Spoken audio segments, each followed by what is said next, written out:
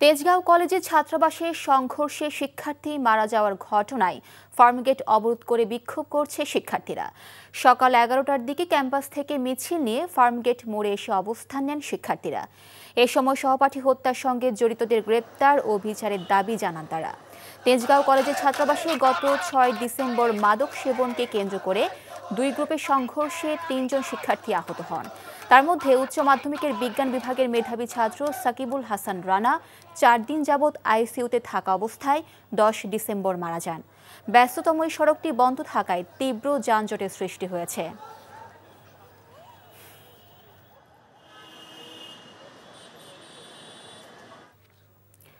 এই মুহূর্তে তেজগাঁও কলেজের সামনে আছেন আমাদের স্টাফ করেসপন্ডেন্ট আরাফাত ইসলাম। সরাসরি যাচ্ছি তার কাছে। আরাফাত, শিক্ষার্থীদের বিক্ষোভের সর্বশেষ কি খবর আছে আপনার কাছে, এবং রাস্তা অবরোধ কি এখনো আছে?